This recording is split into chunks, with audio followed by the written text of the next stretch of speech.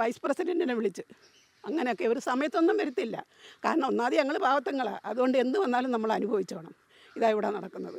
ഇപ്പം ഞാൻ രാത്രി ഇവിടെ ഒരു വണ്ടി കൊണ്ട് നിർത്തി. വണ്ടി നമുക്ക് കാണാം, ആർക്കെങ്കിലും കയറി വരാൻ പറ്റുമോ? അതുകൊണ്ട് ഞാൻ സ്ഥിതിയായി ഇനി ഞങ്ങൾക്ക് പറയാൻ സുരക്ഷിതമായിട്ട് ഇവിടെ ജീവിക്കണം. ആകെപ്പാടെ 10 സെൻറ്റ് സ്ഥലമാണ് ഉള്ളത്. 2 കുഞ്ഞുങ്ങളും ഉണ്ട്, അവളും ഉണ്ട്, ഞാനും ഉണ്ട്. അതേ എനിക്ക് പറയാനുള്ളത്. ചേച്ചി ഇവിടെ എന്താണ് സംഭവിച്ചത്? ഇവിടെ ഇന്നലെ രാത്രിയിൽ ഒരു 11:30 കാണും. അപ്പോൾ ആ സമയമൊക്കെ ആകുമ്പോഴേ ഞങ്ങൾ കിടക്കത്തുള്ളൂ. ആ സമയം ആയപ്പോഴത്തേക്ക് ഇവിടെ വണ്ടി വന്ന് ഒരു ടാങ്കർ ലോറി വന്ന് നിൽക്കുന്ന ശബ്ദം കേട്ട് അപ്പോൾ മോള് പറഞ്ഞു അമ്മ എന്തോ മറിയുന്ന ശബ്ദം കേൾക്കുന്നെന്ന് പറഞ്ഞു. ഞാൻ പെട്ടെന്ന് ലൈറ്റ് ഇട്ട് കഥ തുറന്ന് മുറ്റത്തിറങ്ങിയപ്പോൾ ലോറി പെട്ടെന്ന് പാഞ്ഞു പോന്നു.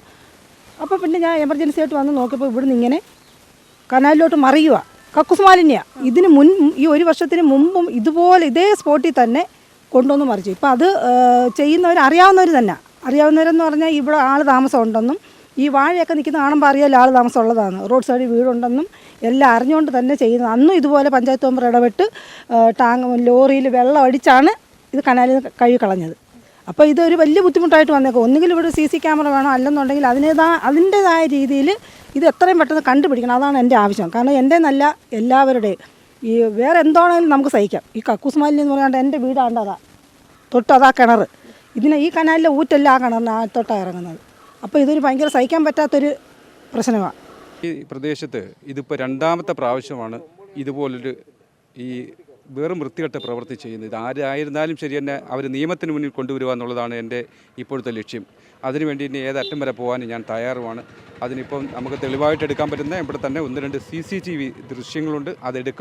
അതെടുത്തു കഴിഞ്ഞാൽ തീർച്ചയായിട്ടും അതിന് വേണ്ടുന്ന നടപടികളുമായിട്ട് അധികാരികളെ ശ്രദ്ധയിൽപ്പെടുത്തിക്കൊണ്ട് തന്നെ മുന്നോട്ട് പോകാനാണ് തീരുമാനം. മാത്രമല്ല നമ്മൾ ആലോചിച്ച് നോക്കണം, നമ്മളെപ്പോലെ ഒരു ആ കുടുംബത്തിൻ്റെ അവസ്ഥ തന്നെ കാണുമ്പോൾ അറിയാം. അവർ കുടിവെള്ളം എടുക്കുന്ന ഒരു കിണർ ഇതിൽ നിന്ന് ഒരു 10 മീറ്റർ മാത്രം അകലമേ ഉള്ളൂ.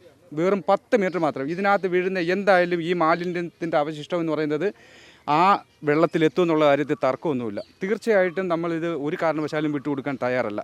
ഇതിനി ആവർത്തിക്കാൻ പാടില്ല, ഒരിടത്തും ചെയ്യാൻ പാടില്ല.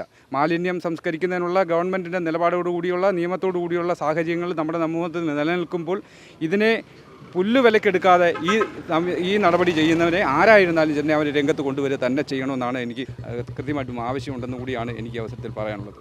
ഇത് ഏത് പഞ്ചായത്താണ്? ഇത് വെളിയം പഞ്ചായത്തിലെ മുട്ര മണികണ്ഠേശ്വരം വാർഡിലാണ് ഈ സംഭവം നടന്നിരിക്കുന്നത്. ഇല്ല പോസ്റ്റിൻ്റെ അടുത്ത് വരെയുള്ള ഈ സ്ഥലങ്ങൾ മൊത്തം മോളിൽ ഞാനും കൂടെ വൃത്തിയാക്കുന്നത്. അത്ര ശുദ്ധിയാക്കി ഇട്ടക്കുന്ന സ്ഥലമാണ്. എന്നും ഉറക്കം എണീറ്റ് നോക്കിയാൽ ഈ കിറ്റിനകത്ത് ഈ കുഞ്ഞുങ്ങൾക്ക് ഉപയോഗിക്കുന്ന സാധനങ്ങളും ഒക്കെ കൊണ്ടുവന്ന് ഇവിടെ വൃത്തിയാക്കുന്നതാണെന്ന് സ്ഥലം അവർക്കറിയാവേ, ആൾ താമസം ഉണ്ടെന്ന് പറയും. കൊണ്ടുവന്നില്ല ആ പോസ്റ്റിൻ്റെ മൂട്ടിൽ കൊണ്ടുവന്ന് വാഴയുടെ മൂട്ടിലോട്ടാണ് തള്ളുന്നത്. ദിവസവും നമ്മളിന്ന് കുഴിച്ചിടാനേ നേരമുള്ളൂ. അങ്ങനെ മനഃപൂർവ്വം ഞങ്ങളെ ദ്രോഹിക്കാൻ വേണ്ടി ഏതോ വ്യക്തികൾ ചെയ്യുന്നതായത്. അതുകൊണ്ട് ഞങ്ങൾ അന്ന് കേസ് കൊടുത്ത് ഹെൽത്തിൽ നിന്ന് ആൾക്കാർ വന്ന് പിന്നെ കനാലുകാർ വന്നു. അത് ഇന്നത്തെക്കാളും വലിയ വിഷയമായിരുന്നത്.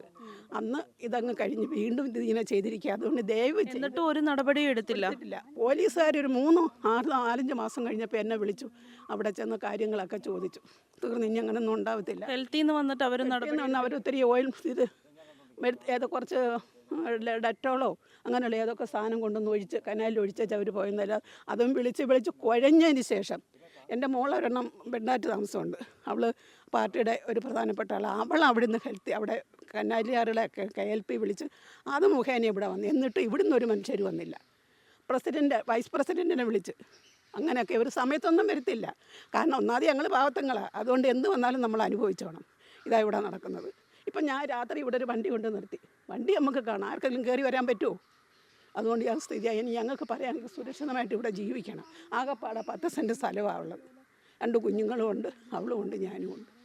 അതേ എനിക്ക് പറയാനുള്ളത്. അതിനെക്കുറിച്ച് നമുക്കൊന്നും പറയാൻ പറ്റില്ല. ഇനി കരുത്തിക്കുളി ചെയ്യുന്നതാണോ? അങ്ങനെ കരുത്തിക്കുളി ചെയ്യാൻ വേണ്ടി എപ്പോഴത്തേക്കും ആരാണ് കരുത്തിക്കുളി ചെയ്യുന്നത്? കഷ്ടം അങ്ങനെ ഉണ്ടാവില്ല. അപ്പോൾ അങ്ങനെ ഉണ്ടെങ്കിൽ ശരി, അങ്ങനെ ആയിരിക്കാം. ഇത് ഒരു പ്രാവശ്യം വാണിംഗ് കൊടുത്തു, സെക്കൻഡ് ട്രിപ്പ് വാണിംഗ് കൊടുക്കണം, തീർച്ചയായിട്ടും കൊടുത്തേ പറ്റൂ. ഇനി CCTV നിർദ്ദേശം നോക്കണം, ഇത് ഏത് വണ്ടിയാണ്, എന്താണ് സംഭവിച്ചതെന്നുള്ള കാര്യം.